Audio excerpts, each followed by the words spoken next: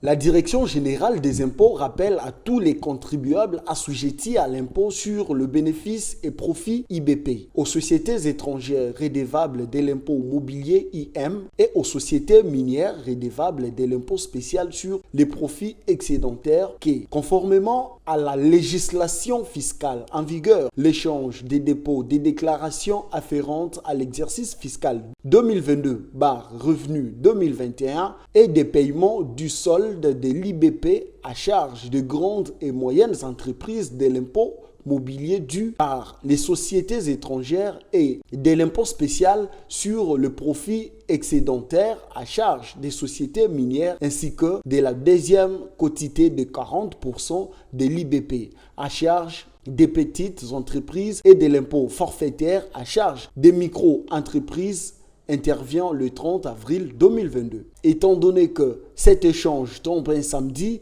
les contribuables concernants sont appelés à s'acquitter de leurs obligations au plus tard le vendredi 29 avril 2022, conformément à l'article 110 bis de la loi numéro 004/2003 du 13 mars 2003, portant réforme des procédures fiscales telles que modifiées et complétées par la loi des finances pour l'exercice 2022. À cet effet, les contribuables sont invités à prendre les dispositions qui s'imposent pour effectuer leur paiement durant les heures normales d'ouverture des banques commerciales et d'autres institutions financières intervenantes. Il est précisé que cette obligation concerne également les entreprises bénéficiant des exonérations, les entreprises ayant débuté les activités au cours de l'année 2021, les entreprises en cessation d'activité et celles estimant avoir subi une perte ou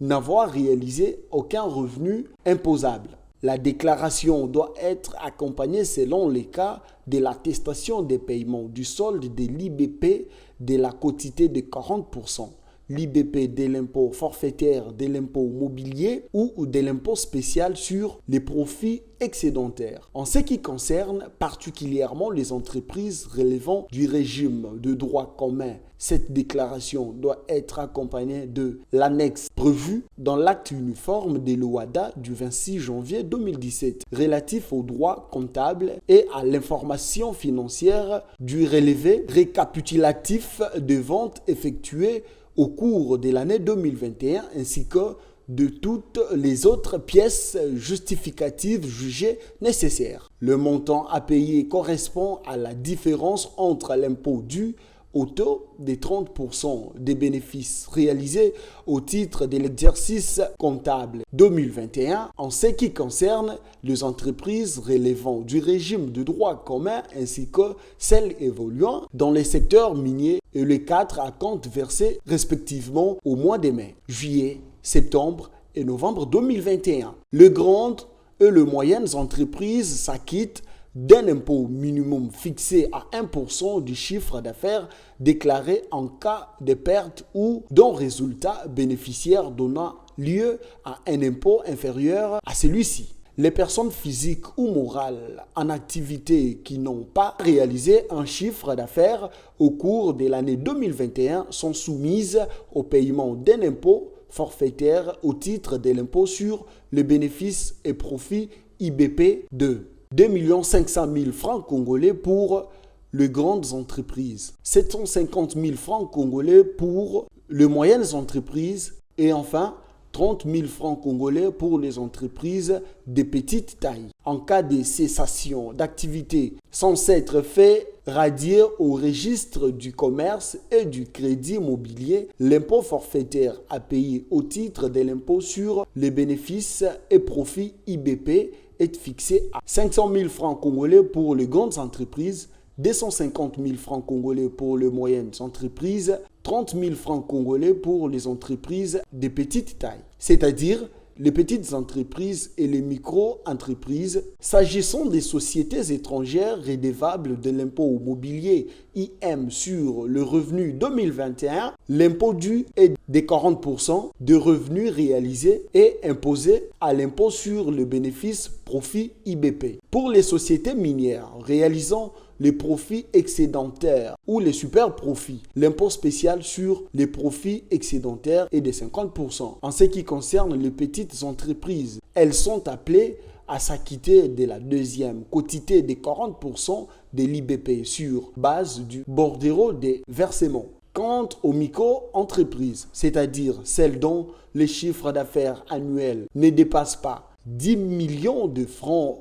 congolais, l'impôt forfaitaire à leur charge est de 30 000 francs congolais. Conformément au communiqué du 29 décembre 2020 de son Excellence, Monsieur le ministre des Finances portant utilisation obligatoire du logiciel ICS régi, les contribuables sont invités à télécharger leur déclaration sécurisée ainsi que les bordereaux des versements de la deuxième quotité sur le site web de la DGI à l'adresse www.dgi.gouv.cd et cela conformément au décret numéro 007/2002 du 2 février 2002 relatif au mode de paiement des dettes envers l'État tel que modifié et complété à ce jour. Les contribuables ayant suivi la formation sur la télédéclaration sont invités à bien vouloir utiliser cette procédure lors de cette échéance. L'attention de tous les contribuables est attirée sur